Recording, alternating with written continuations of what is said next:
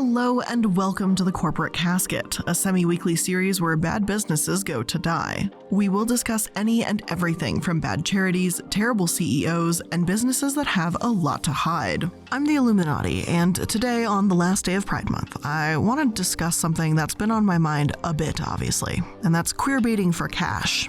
It's usually used as a marketing technique where creators or companies or creatives will hint at an LGBTQ+ relationship to sort of check a box and to make money and gain support from that. It's like pretending to be LGBTQ friendly to seem more sympathetic to a target audience.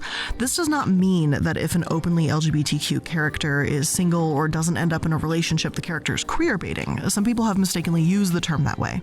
It's the idea that the orientation of a character is teased, not the idea of the relationship.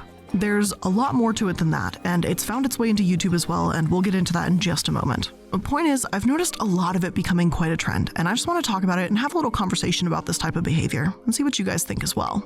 This isn't like a lot of the episodes, which are more black and white and state why a company is terrible or anything. It's a lot more complicated, and there's a lot more gray area, so I apologize that plenty of you may not agree with me, and that's fine.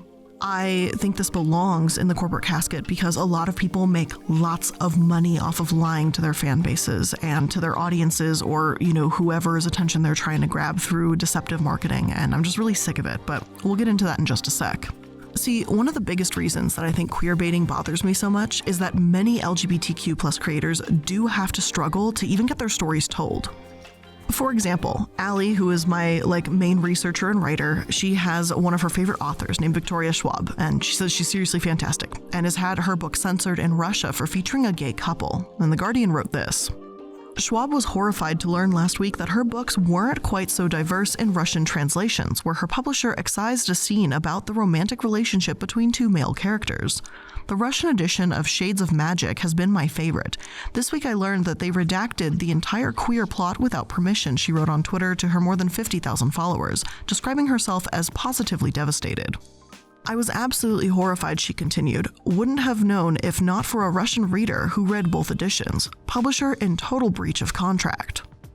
And no, it wasn't as if the Russian publisher cut out these graphic sex scenes or something. That wasn't even in the book. There was nothing graphic whatsoever between any couples in her book. They just cut an entire plot line because they were a same-sex couple. Victoria is a lesbian herself, and she and gender-fluid model Rain Dove have hinted that they'll be working together for adapting Shades of Magic for the big screen. Personally, I think this shows fantastic representation. A book that features openly gay characters and a movie adaptation that casts members of the LGBT community, that's fantastic. So for books and movies and even individuals to do the opposite, to make the purpose of their scripts or posts or whatever the hell the LGBTQ friendly, thing is to just check a box or sensationalize a community, that annoys me a little bit. And seriously, think about it, because we've spent a whole month of people possibly drumming up their fake relationship with someone who they just work with, probably content creators, and they're probably straight, and they're just doing it because they want to get the community riled up. And that's queerbaiting. So let's go ahead and take a look with some different poor examples of representation. And let's go ahead and start with YouTube.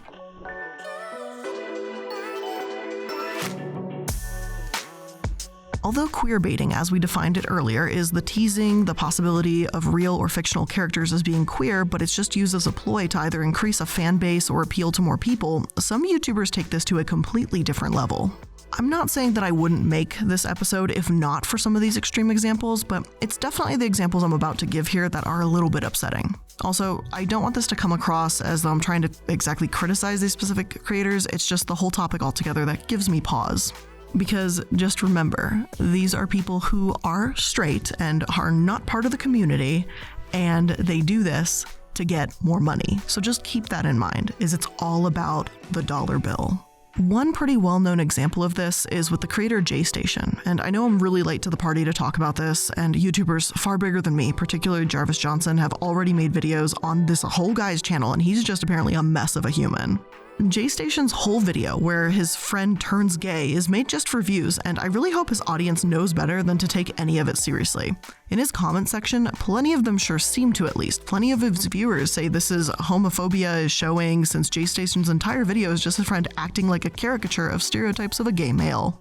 And the premise for this, by the way, is that he bought like a gay potion from the dark web and then has his friend drink it, and now his friend is a stereotypical gay male. That's the whole video. This is just barely worth addressing because I just don't think Jay really gives a shit if his videos are offensive so long as he gets clicks. Again, it's about money. We're talking about the same man who was arrested for faking his girlfriend's death for views, so I'm pretty sure the consensus is overwhelmingly against this type of behavior. Let's get into something that perhaps is a bit more questionable.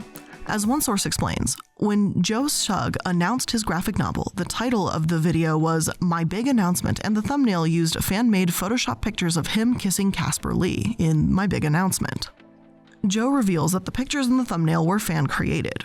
It could be that Joe was simply acknowledging parts of his fan base that ship him and Casper by playing it up, although he does then go on to ask them to stop. Jazza John called the incident out in Is Joe Sugg Gay Baiting, speculating that Joe knew what he was doing because he included an inlay annotation that said "Saws for the clickbait thumbnail lol XOXO." There is a possibility of a queer kid seeing that thumbnail, clicking on it with the hope of their favorite YouTuber coming out as part of their queer LGBTQ+ community, said Jazza. For the YouTuber to use that clickbait and then shoot down the possibility of them being queer as being weird and gross, that's what made me angry. I don't think that Joe is a bad guy. He clearly saw the opportunity to get more clicks and use that. I mean, that's how you win at the YouTube game, through thumbnail and title optimization. It's important to note that clickbait, or thumbnail and title optimization as Jazza puts it, is a widespread and largely accepted tactic amongst YouTubers. But while queerbaiting essentially utilizes the same methods, it shows a lack of understanding or concern for LGBTQ+ people and their feelings, which is why most LGBTQ people find it disrespectful. In Queerbaiting on YouTube, Becky Krull explains the importance of coming out videos, pointing out that they're a way for LGBTQ+ people to establish themselves in a heteronormative society. The reason that it can be make or break is because we do live in a society which is not completely accepting of non-heterosexual relationship preferences and identities, she says. I'm inclined to agree with Jazza here. Obviously, I can't speak on behalf of the entire LGBTQ+ community. I'm only one of the letters, but I don't think anyone can because it's so diverse and so many different beliefs, but this really just reads as tacky to me. I think it's one thing to title a video My Big Announcement, but to combine that with the implication is obvious. It may not be as downright offensive as Jay Station literally having his friend try to force himself on Jay on camera for a gay potion that he drank, but it's still disrespectful. And I know that some may argue, hey, he's just playing the YouTube game and making clickbait because, hey, that's what gets more views, and my opinion isn't more valuable than anyone else. I don't know everything that can or can't be joked about. What's fine for some people may not be for others, but at the very least, yeah, I can see why people would be bothered by this. It leaves a bad taste in my mouth, you know? YouTube isn't the only platform, though. This is also a thing on TikTok. It's apparently become so common that even the New York Times has talked about this, and according to them, Connor Robinson, a 17-year-old British TikTok star with rosy cheeks and a budding six-pack, has built a large following by keeping his fans thirsty. Between the daily drip of shirtless dance routines and the skits about his floppy hair, Mr. Robinson posts sexually suggestive curveballs that, he said, break some barriers. In an 8-second video set to a lewd hip-hop track by The Weeknd, he and a fellow teenage boy, Elijah Finney, who calls himself Elijah Elliott, filmed themselves in a London hotel room, grinding against each other as if they're about to engage in passionate makeout session. The video ends with Mr. Robinson pushed against a tiled wall.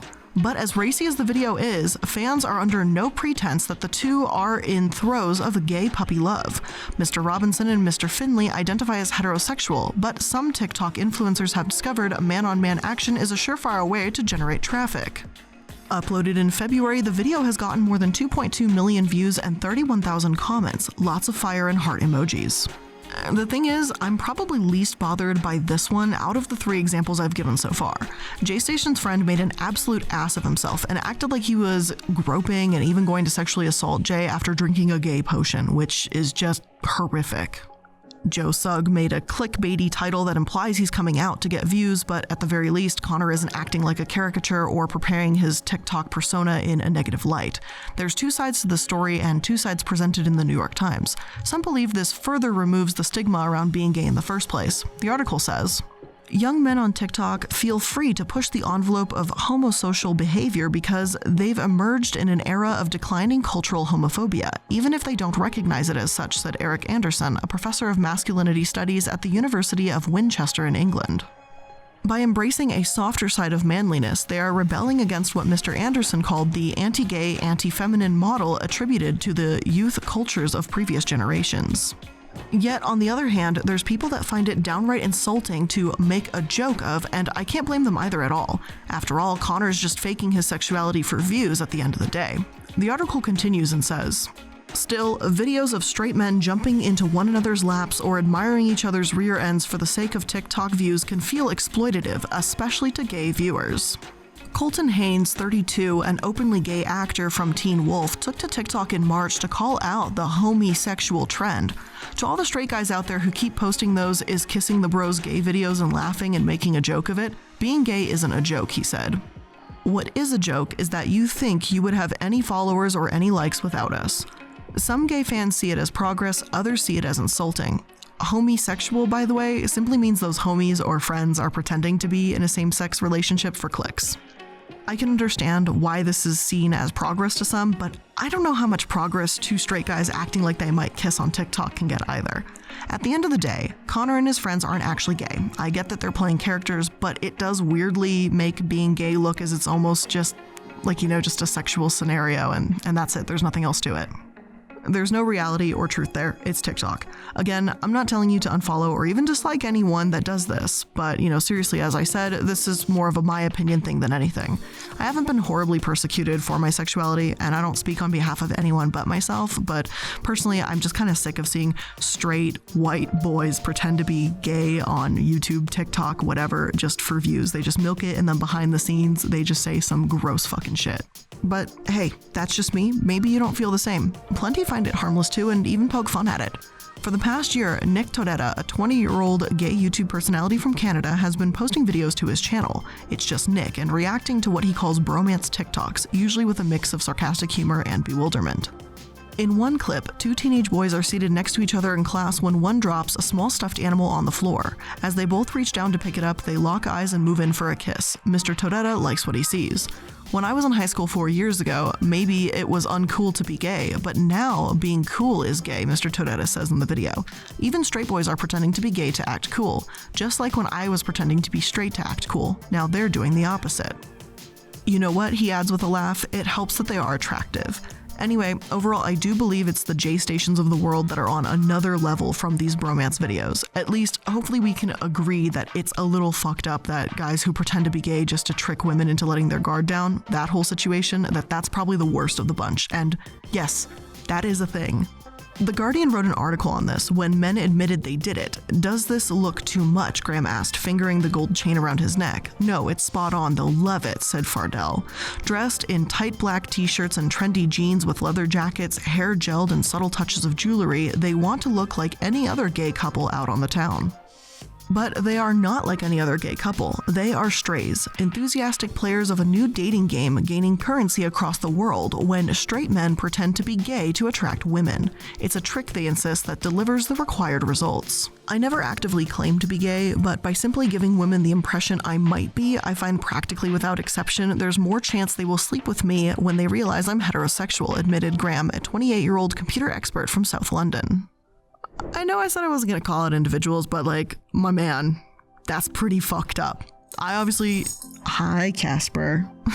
I obviously don't speak for gay men, but I certainly don't know anyone that would be cool with Graham lying like that. Apparently there are women that are going for it, but if I found out that a guy was trying to be gay and then is oh no, I'm straight, I'd be like, okay, this is a little weird, go off, I guess. Stay 10 feet away from me and let me cover my drink. However, now that we've touched upon what this is about and talk about a little bit when it comes to YouTube and TikTok, let's get into what this looks like in more mainstream media when it comes to books, movies, and television. But before we jump into that, let's go ahead and take a quick break to thank today's sponsor. Summer is finally right around the corner, and for some of us, summer has absolutely already arrived with the heat that we've been seeing recently. But now's the time, if you're vaccinated, to hang out with friends and family and start relaxing and maybe cooking some great food, and that's where HelloFresh comes in. HelloFresh cuts out stressful meal planning and grocery store trips so you can enjoy cooking and get dinner on the table faster in 30 minutes or less. And HelloFresh's high-quality, fresh ingredients ingredients are sourced directly from growers and delivered from farm to your front door in under a week, contact-free of course, and they have a ton of menu items. I think, are they close to like doing 20, 25 a week of different recipes? It's incredible. And you can do anything from vegetarian options, high protein meals, whatever you want, you name it, they've got it. And for those of you who have still not tried the firecracker meatballs, y'all are missing out. So if you want to get started with HelloFresh today, make sure to go to hellofresh.com/casket14 and use code casket14 to sign up for 14 free meals plus free shipping. Get started with HelloFresh today. Get yourself some firecracker meatballs if you have not tried them yet. They are delicious. It doesn't matter what vegetable they pair it with. It is incredible every single time.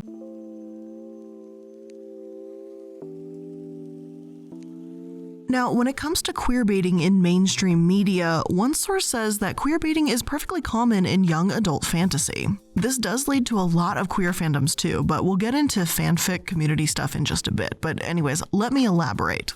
This blogger, a young adult fantasy writer herself, explains, I have to call out a specific book, Queen of Shadows by Sarah J. Maas. Now, this is not a bad review of the book. I encourage you to read the series. It is a New York Times bestselling series, the covers are gorgeous, and I've learned quite a bit as a writer from it. But in this latest book, the fourth of what will be a 6-book series, a new character is introduced who mentions that she has slept with women in her role as a consort and found it enjoyable. However, even though she interacts often with the protagonist, who is amazingly sexy, that each main character, who is also male, has fallen for her, this new character who enjoys sex with women never shows interest in the protagonist or any other woman, who admittedly are few. Queen of Shadows is one example I've noticed in several series that include sex workers as main characters, that the author will often insert 1 or 2 lines about that character having sex with people of the same sex as part of their work. This allows the author to write in queer undertones without actually having queer characters. Because the fictional world contains people who are gay, the customers, it is often used as a placeholder for representing gay characters. And just as representation of various races, religions, sexuality, etc. in movies and TV is important, so is diversity important in fiction. To put it simply, if you can't see it, you can't be it. Basically, if you are gay and you never get to see a gay person being the hero, but instead always the sassy gay friend or the sidekick, you might start thinking you can't be the hero, and society will agree. I can see why this is also on some shaky ground too. The thing is, if there's a gay couple or a trans person featured in a book, TV show, or movie, I'm not saying that it has to be the main focus or that it's the medium in order for it to be truly LGBTQ+ friendly. That author I mentioned earlier, Victoria Schwab, even though her book features a same-sex couple, it's not the entire focus of the story, mostly because it's fantasy, traveling between worlds, and magic. Personally, I think it's how a couple is written that's important. Again, and this is just my opinion, and feel free to ignore or disagree, but I think that whether a book or movie, there's a fine line between teasing the idea that a couple might be gay for views, reads, clicks, and intentionally writing them that way. Or in this case, it can come across like how the author threw in a line to let the audience know they're acknowledging the LGBTQ community exists. I'm not saying every author has to write in an LGBTQ couple in their book. That's a creative choice. I would just rather see an author research the community and or use their personal experience than choose to have a character be LGBTQ+, as opposed to write in a few sentences to just check off the box. Hopefully that makes sense, and I'm not saying I know where the fine line even is. I would just rather an author or director state from the onset that a character or couple is gay, as opposed to just imply it and tease it, just because they want to look progressive. Some point to one of the most famous examples of this being Dumbledore from Harry Potter. In 2019, one article from Student Edge stated, in a recent interview with Radio Times, Rowling spoke in detail about how the characters Dumbledore and Grindelwald shared a romantic relationship, as she'd previously hinted towards. Their relationship was incredibly intense, it was passionate, and it was a love relationship, Rowling told Radio Times. But as happens in any relationship, gay or straight or whatever label we want to put on it, one never knows what the other person is feeling. You can't know. You can believe you know, so I'm less interested in the sexual side, though I believe there is a sexual dimension to this relationship. Then I am in the sense of the emotions they felt for each other, which ultimately is the most fascinating thing about all human relationship. Of course, none of this supposed relationship actually appears in the 2 released Fantastic Beasts movies, the 8 Harry Potter films, or J.K. Rowling's numerous books, so it leaves us with a question. If Rowling has put in so much effort into Dumbledore and Grindelwald's romantic backstory, why is it nowhere to be seen outside of interviews? Aside from her sticking to the fact that Dumbledore is gay despite never saying so in the book or film series, Rowling is yet to actually include any queer characters in the Harry Potterverse. But she has retconned other aspects too. The fandom is understandably frustrated with Rowling only including queer or ethnically diverse characters in the Potterverse after the fact. For some, it reeks of Rowling desperately seeking credit for inclusivity without ever needing to explicitly commit to it in her literature. And there's a shit ton of other issues people have with J.K. Rowling, and today I'm just focusing on the queerbaiting and using her as a very well-known example. The thing is, I'm not trying to argue about Dumbledore's sexuality either. Only J.K. Rowling knows for a 100% fact if she truly intended for him to be a gay character or simply added that in because it just seemed like a good and popular idea. I think what makes me a little upset about this especially is that she had the chance to put an LGBTQ+ character on screen. If it was canonical that Dumbledore was gay, why not let him state that in later movies like Fantastic Beasts? It's just so frustrating that a community that's so underrepresented only has subtext to go off of. But by no means are these the only examples. One show that I consistently saw mentioned in my research is Sherlock, featuring Benedict Cumberbatch. According to one of my sources, Sherlock deviates from the source material all the time. Absolutely fine with that. However, they apparently won't deviate enough to write Watson and Holmes as a couple, even though the writers or director or whoever is in charge of this hints at a relationship between them on a consistent basis for clicks. Color Web Mag reads, in the second trailer, you see Sherlock telling someone I love you. Previous to that, you have Toby Jones as Culverton Smith saying that Sherlock will have to reveal his deepest, darkest secret. For big fans of the show, and particularly big fans who are also well aware of Sherlock's gay subtext, the trailer wants you to think that Sherlock's biggest, deepest, darkest secret is that he's in love with someone so meaningful to him that if he tells this person his truest feelings, it could wreck their entire friendship and indeed Sherlock's entire world. The only person who fits that description is John. There was a time when I was quite heavy into exploring the subtextual story in both the original Sherlock Holmes literature and Sherlock the Show. A lot of that scholarship, if you wish to call it as such, is still available via the Wayback Machine. But the gist of it was why the show indulges in queerbaiting when it doesn't have to. With the UK being in the 21st century and with Mark Gatiss, a gay man who seems to understand the subtext of the subject matter, as half of the executive producing writing duo, there's no reason why Sherlock has to be coy about asserting the queerer aspects of Sherlock Holmes and John Watson. I haven't seen the show, so I'm not really gonna argue the most obvious examples of queerbaiting are among it. However, this article does give specific examples if you're interested in looking at them, and it'll always be available in my sources, and there's quite a few of them too. Surprisingly, this isn't the only time this has happened with Sherlock Holmes in general. A different source called Mookie Chick also brings up a fantastic point when back in the 70s, the writer and director of A Private Life of Sherlock Holmes, Billy Wilder, hinted at Holmes being gay, and Billy Wilder himself stated, I should have been more daring. I have this theory. I wanted to have Holmes homosexual and not admitting it to anyone, including maybe even himself. The burden of keeping it secret was the reason he took dope. Wilder's version of Sherlock Holmes was the blueprint for BBC's Sherlock, and Mark Gatiss, the co-creator of Sherlock, called The Private Life of Sherlock Holmes a film that changed his life. It's a fantastically melancholy film. The relationship between Sherlock and Watson is treated beautifully. Sherlock effectively falls in love with him in the film, but it's so desperately unspoken. So, frankly, yeah, I think it is a little bit ridiculous. Bill Wilder said he got it wrong, so he should have been more daring and more explicit in stating that Holmes was gay. Multiple sources say he has remorse for not doing that. So then what? The co-creator of Sherlock thought, hey, let's do the exact same thing? Mark Gatiss and Sherlock writers had the chance to be an even more progressive form than Wilder was in the 70s, to give the LGBTQ+ community that representation, but they didn't. And frankly, I don't understand why. Writers and actors of the show say that Sherlock isn't gay too, which is almost more insulting than the implications. If he isn't, then why is the co-creator saying how much he admires the relationship between Holmes and Watson in the 70s movie and how they fell in love? As Mookie Chick states, it's the hypocrisy that's so frustrating. In directing The Private Life of Sherlock Holmes, Billy Wilder explicitly sets out to depict Sherlock Holmes as gay and repressing his orientation. In the BBC, the writers and directors have done everything possible, from dialogue to story to visuals, to depict Sherlock and Holmes as repressed and gay. Then, when it's brought up, Moffat throws his hands in the air to say it's very clear they're not gay, it's not in the show, and reduces the audience to people who just want to fantasize about it. That's queerbaiting. That's disingenuous, deeply unfair to the queer community, and unfair to the audience as a whole. It's not all on Moffat either. One of the writers, Mark Gatiss, is both gay, a proud advocate for LGBTQA+ rights and visibility. As a fan of Gatiss, I enjoy his novels, his acting, and screenwriting. I can't help but be a little disappointed in him.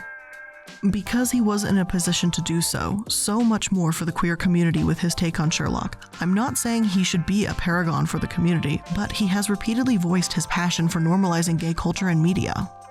I wish he'd attempted to do so on his own show. Sherlock and John didn't need to ride off into the sunset together, but a little more positive representation would have been nice. Mookie Chick also explains that one of the villains, Moriarty, seems to mock Sherlock's sexuality. Their interactions have an explicit sexual undertone, yet if Sherlock isn't gay, then this just makes him a queer-coded villain. There's also Irene Adler, a femme fatale who claims to be a lesbian, but is also shown falling for Sherlock's charms in the show too. In BBC's Sherlock, if you're a villain, there is sure to be something non-normative about your orientation. But if you're not the hero, because as the show's creators keep insisting, Sherlock and John couldn't possibly be gay. I've got to agree a bit with Mookie Chick here because it seems to me that a co-creator of a show as big as this, who is a member of the LGBTQ+ community himself, would want to change things, and I don't know what happened behind the scenes to not let that happen. But it kind of sucks that the representation is so lacking here, especially coming from Gatiss. But for now, I want to continue into fanfiction and discuss the aspect as it relates to queerbaiting.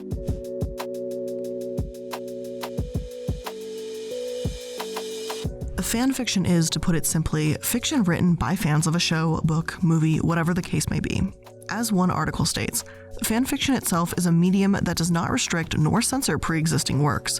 Indeed, it has been perceived as a disrespect to the original creators or a source of questionable morals. However, it is important to recognize the foundation of fanfiction and its importance to a fandom, especially to the LGBT+ minority. For them, it provides an ease of entering a community and culture that welcomes the different and the unique. Fanfiction, being innately participative, can be a platform that represents the queer, then condemns and introduces awareness of the dimensions of sexuality that is often inhibited by the mainstream media. Every community of fans include a wide variety of people. In a census conducted on the demographic of Archive of Our Own, a major nonprofit fanfiction archive that recently won the Hugo Award for Best Related Work, 53.7% of users surveyed identified belonging to a gender, sexual, or romantic minority. In a different study, heterosexuality resulted only as the third percentage after bisexuality and asexuality from its participants of fanfiction readers. While these statistics do not comprehensively depict fandoms, it does illustrate the significant participation of LGBT+ individuals within the space of fanfiction, and by extension, their presence as fans of canon. The LGBTQ+ community is pretty starved for open representation. I'm not saying that things aren't improving, but as of right now, to say otherwise would be disingenuous. So to write a story where two fictional characters with an implied relationship come together, I don't really have an issue with that. Write your Holmes Watson fanfics, they're not real people, and if it helps the LGBTQ+ community people feel more represented, then it's probably already doing more for the community than the show itself. Some may say this disrespects the creator's intent, but if it's on a public platform and it's not about to be published or break any kind of copyright laws, then I don't really see any harm in an LGBTQ+ writer reimagining a character they love. However, I won't pretend there's no harm in fanfiction whatsoever. Although the community overall comes across as positive and welcoming, I will say that problems arise when this bleeds into real life. One example of this is the Jacksepticeye and Markiplier situation. There is a lot of gay fanfiction of these two, like way too many. It's a little uncomfortable to say the least. And it even went to a point that they have a name, Septiplier. The thing is, I understand that the LGBTQ+ community needs representation in mainstream media, absolutely, but pushing that onto people isn't the way to go about it either. To his credit, when Jacksepticeye had been asked about this in various contexts, he says he takes it in stride and he's not really angry about it.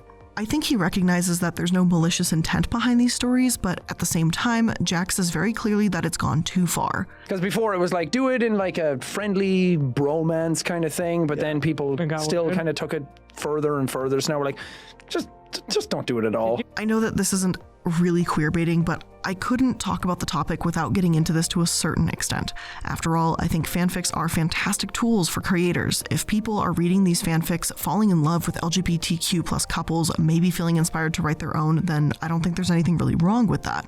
But taking real-life people, changing their sexual orientation, and writing them in erotic situations, that one does go a little too far. Hell, even if you don't change someone's sexual orientation, I feel like it could be seen as an invasion of privacy at worst, cringy at best. So, as great as fan fiction may be for living out those Sherlock Holmes dreams that are teased in the show, I wouldn't exactly say Septiplier is the best way to root for representation either.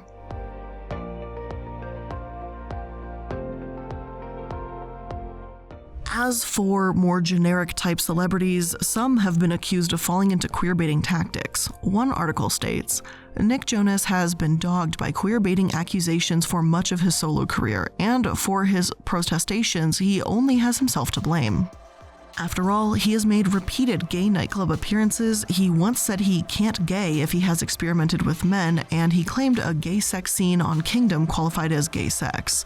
The bulge-grabbing singer actually addressed his queerbaiting allegations in 2014, telling Pride Source, "Everyone's entitled to their own opinion. I think it's unfortunate that some people have to find a negative in every situation. Clearly, my heart is in the right place, and more than anything, if they just looked at my life and my gay friends and the authentic nature of where my heart is, they'd just see they're kind of ignorant." I don't know if this super qualifies as queerbaiting. Maybe I'm just not seeing it, but Nick Jonas doesn't answer a question about his sexuality, and that's really his business. I don't care what Nick Jonas's sexuality is or his orientation or whatever. If he's experimented, that's up to him if he wants to talk about that or keep it to himself. People reserve the right to be curious or unsure of themselves, so individuals queerbaiting seems like it falls even further into that gray area. There's a giant difference between the writers at Sherlock deliberately putting their characters in homoerotic situations and other creators using a sentence to acknowledge the LGBTQ community in their works, then advocating for more representation. An individual specifying their sexual orientation isn't queerbaiting, it's coming out. One source commented on this when Ariana Grande in her song Monopoly expressed attraction to both men and women without outwardly labeling herself as bisexual. It wrote, "If in the future it's revealed that Grande's team made her express this when it's not true, then it's justified to call them out for lying to queer fans. But people saying Ariana, Rita Ora, etc. are queerbaiting for expressing attraction to men and women only serves to further the harmful stereotype that multigender attracted people aren't really queer." The stereotype that bi-pan people aren't really queer or queer enough is still prevalent within LGBT+ spaces. Just last week, controversial feminist Julie Bindel published an article accusing openly bi-pan women of faking lesbianism for attention. This harmful notion stems from the heteronormative idea that all female sexuality is either for or about men. Women's attraction to other women is seen as less valid or real than our attraction to men, and bi-pan women often feel pressured to prove that their attraction to women is real. The point is, Ariana Grande knows if she felt genuine about those lyrics or not, and that's her business. If she ever states she did it just to seem LGBTQ+ friendly, then absolutely that's queerbaiting and that's messed up. But celebrities are individuals, and their orientation isn't our business unless they want it to be. Anyway, with all of that being said, that's where I'm going to end today's episode. I know this was a little bit more opinionated than many of my other topics, but hopefully you enjoyed it all the same. It was just kind of something as I sat through this entire month was seeing, the corporations with their fake rainbow logos while they're supporting LGBTQ+ communities and creators pretending to be something when they're not, when they admittedly say that they're straight and then lie and be like, "Oh no, but I'm an ally." And then they clickbait being gay. I'm just over that. And I just kind of sat back and watched this entire month, and, this Pride Month was as messy as ever, because I just feel like they're always going to be messy.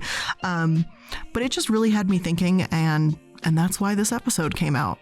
So I hope you enjoyed it. If you did, make sure you're liking, following, and subscribing for more content just like this, and let me know your thoughts. Shout off on Twitter, Instagram, Discord server. Links for everything will be in my Linktree link, so we can always connect outside of these episodes. I love you all, and I'll see you in the next one. Bye!